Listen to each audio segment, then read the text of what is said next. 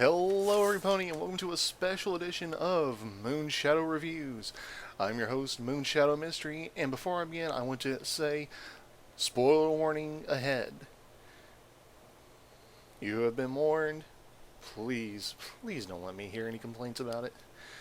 Alright, well, here, what am I reviewing? Well, let me give you a hint.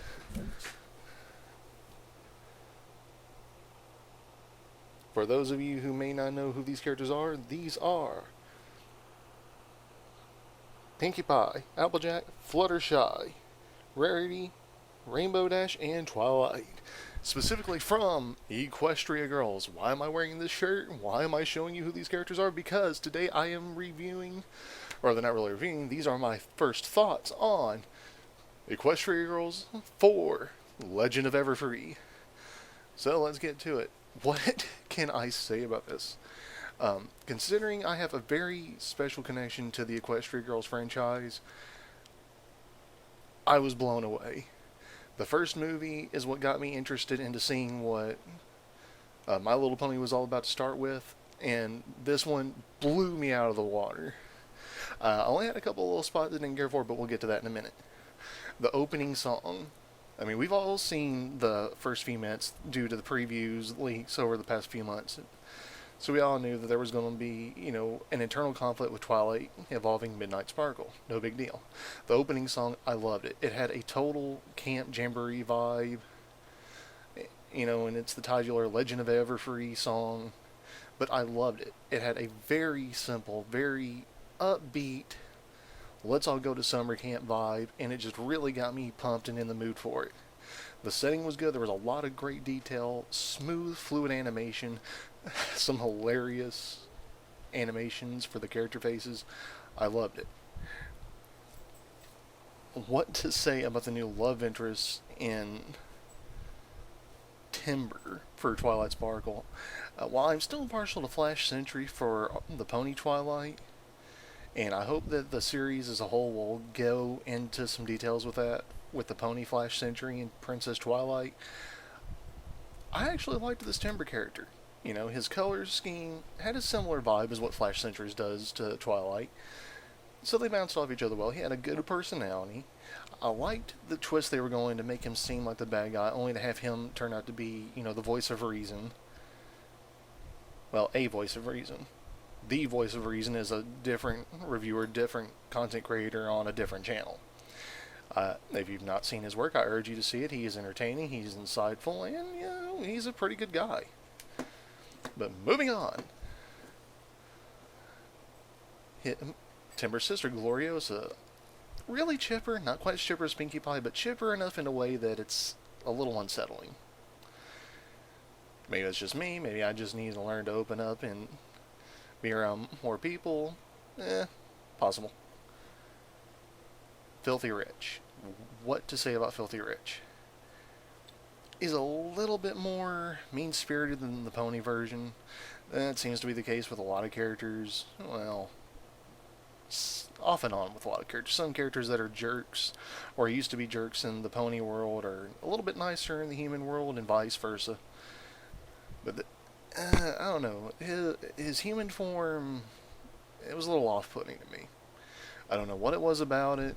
He just, I don't know, it epitomized sleaze. I don't know. He just had that 1980s style greaseball type character. I know this is a kid show we're talking about, but if anyone out there has seen the series Futurama, I don't remember what season was, season 2, maybe season 3, where they had this 1980s business guy show up. Yeah, he's kind of got that vibe. 1980s business shark kind of feel. Anyway, don't want to spend too much time on him. Not important. Well, not significantly important. There were a handful of songs, but compared to the last couple of movies, even compared to Rainbow Rocks, and I loved Rainbow Rocks, the songs in this just were spot on with each and every one of them. It's arguable that the song Gloriosa sings later on in the movie toward the end is a little unnecessary. I might partially agree with that. But it wasn't bad. It didn't feel completely out of place. It hit every key in a good way. And it really helped convey that, well, I'm not going to say what it helped convey because, oh, no, actually I will. I was going to save it a little bit later, but it really helped convey that what she was doing, she was trying to do for the right reasons, and I'm not going to say it any more than that. I love that they started integrating more powers.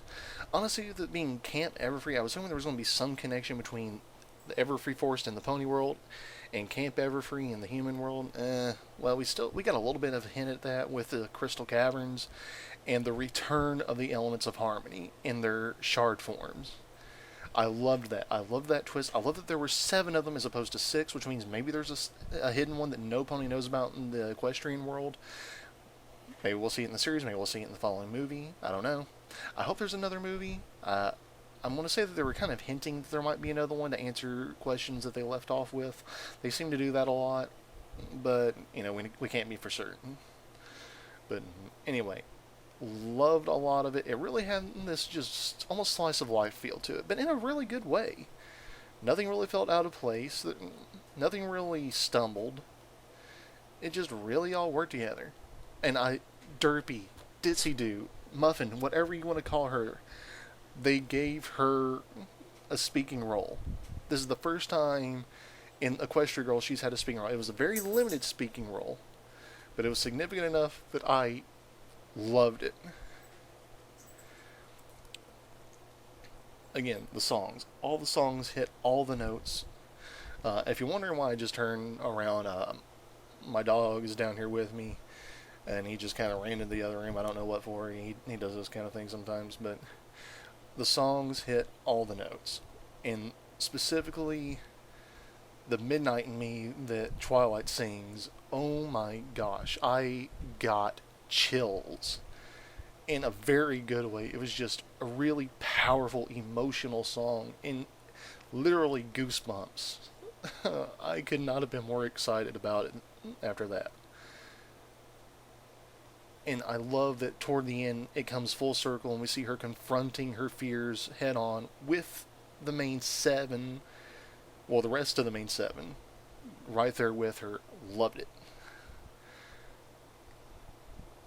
I love that we get a hint at a lot of their powers coming into play. Fluttershy's talking animals, loved seeing it. Rainbow Dash's speed, oh my lord. The fact that when it first says her, she's runs so fast she ends up all the way back in Canterlot High. It was hilarious. I would have loved to have seen that sequence. I'm sure they cut it for time constraint, but it was awesome. Applejack's super strength, just seeing Bolt biceps freak out like he does is fantastic. Rarity doing projection, Twilight with levitation, Pinky, well, let's be honest, if she didn't cause him to explode, considering she didn't have her confetti cannons or her party cannons with her, I think we probably would have been a little disappointed.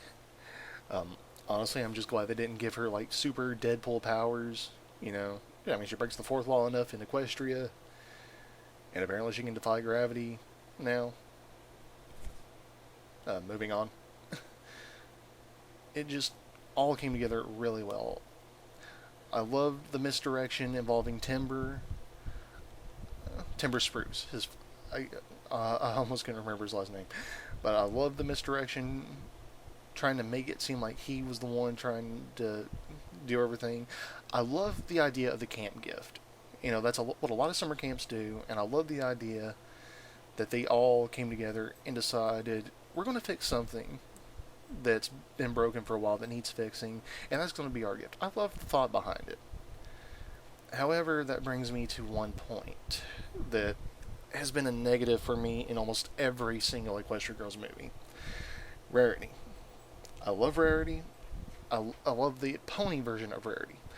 This Rarity, however, she's basically the embodiment we were all worried about with Pony Rarity early on. She is so one note, so focused on fashion that is literally about the only thing she ever talks about or ever does. Arguably, the Rarity in the pony world is the same way. No. Just no. This rarity, well, she's what Silver Quill was concerned about when he joined the fandom. She's what we were all concerned about when we joined the fandom.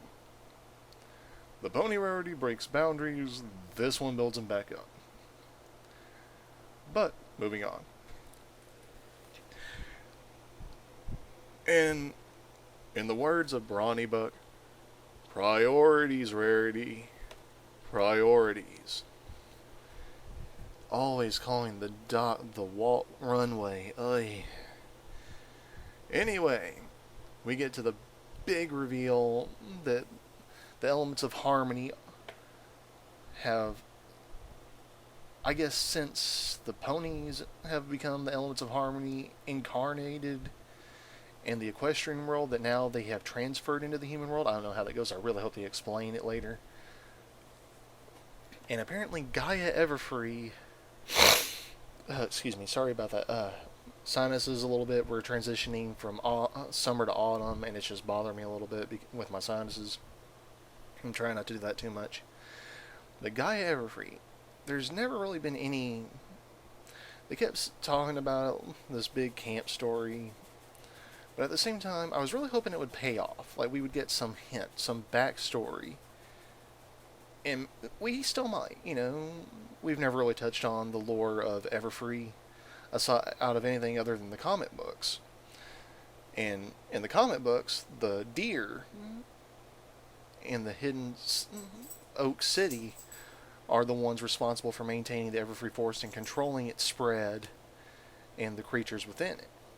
We don't really see anything like that later on, any continuity other than the comics. Who knows, maybe this is leading to that. That would be fantastic. That would be a huge boost, a huge benefit, some cross-continuity. But Gaia Everfree is more of an idea than a person. As we see that when Gloriosa takes all 7 shards, it basically transforms her into this legendary creature, Gaia Everfree, who up until that point didn't exist. And again, I loved the sequence. I loved all of it. I loved how it came full circle. How nobody was really mad at her because she was possessed. You know, and I love this idea of forgiveness. But more so, I love the fact that they understood her feelings. They took the time to understand her feelings and understand why she took that route. And they went and helped her. They contacted everyone who, like Celestia and Luna, loved Camp Everfree and saved it. Now, we know Filthy Rich is an entrepreneur. He may or may not stop with that. We may or may not get a continuation of Return to Camp Everfree at some point. I kind of hope we do. It was an interesting film, and I wouldn't mind seeing a return to it. Honestly, these movies just keep making me want an Equestria Girls TV series. Probably will never happen, but doesn't mean I can't hope. Or at least a comic book. I'd be fine with a comic book adaptation. Anyway, this movie was over the top. Again, other than rarity, other than... There really wasn't anything much other than rarity's one notedness that really bothered me. I love that Sunset Shimmer's special power was actually empathy, like mind reading in a way. And that says so much about her development as a character. A lot of people have said that, you know, Twilight's the embodiment of the element of magic in the pony world, so Sunset Shimmer is the element of friendship in the human world. Well, I think we've kind of discovered that she's the element of empathy, in that her special power is empathizing with others and understanding their feelings and being able to connect with them on a much stronger playing field. And I love that. I love that aspect.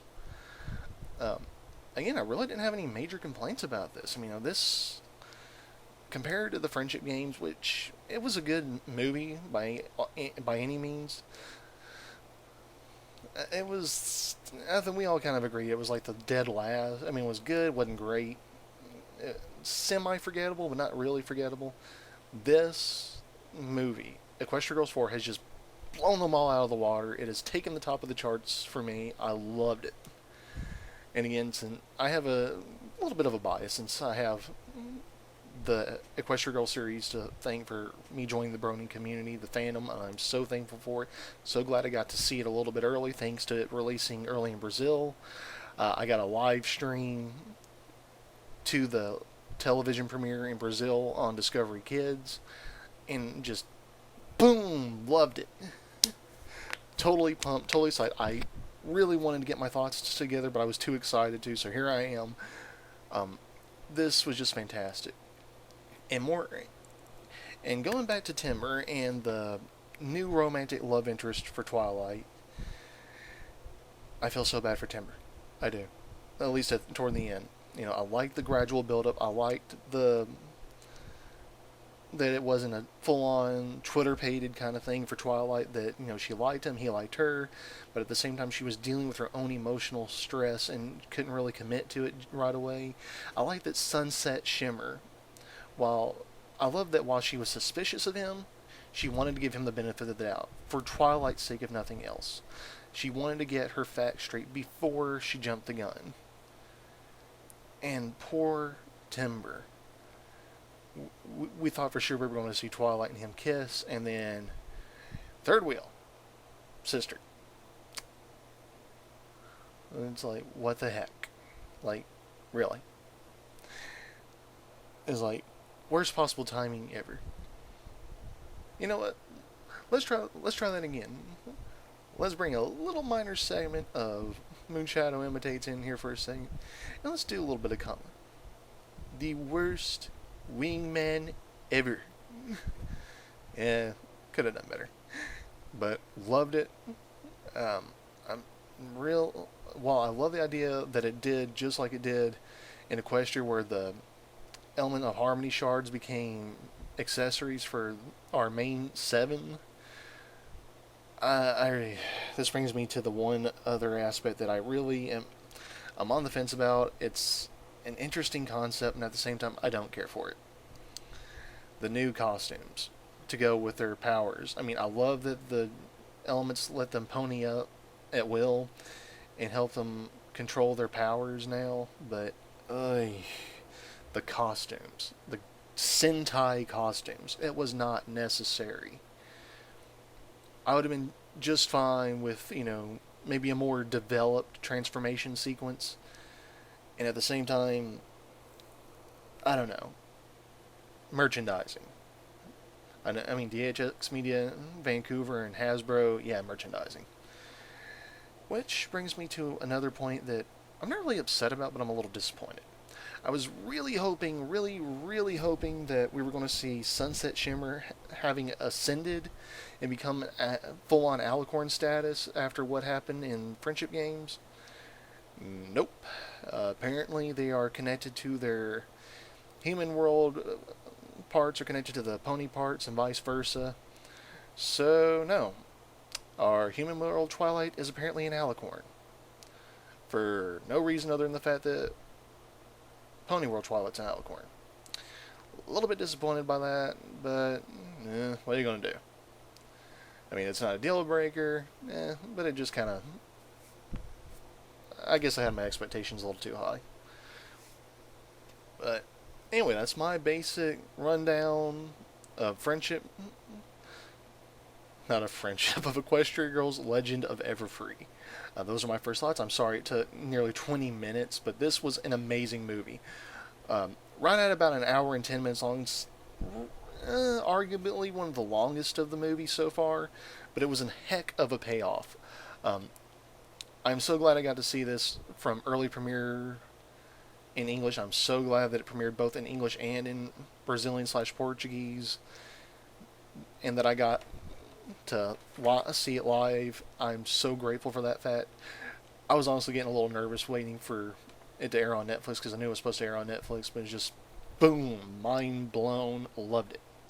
I'm pretty sure it's linked on YouTube a little bit already too. May not stay up there very long, but loved this movie.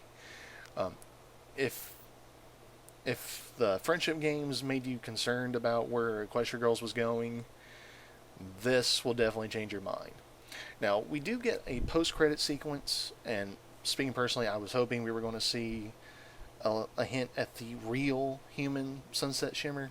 We didn't get it, but we did get to see before the credits that there is a crack in the portal and that more magic is going to continue to leak through. So we are more than likely going to get an Equestria Girls 5 or maybe a TV series. Either way, I would love it.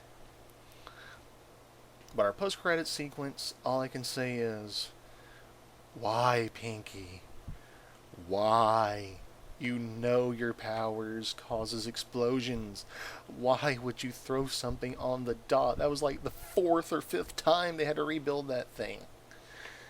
It's just, my heart sank. I felt so bad for everyone.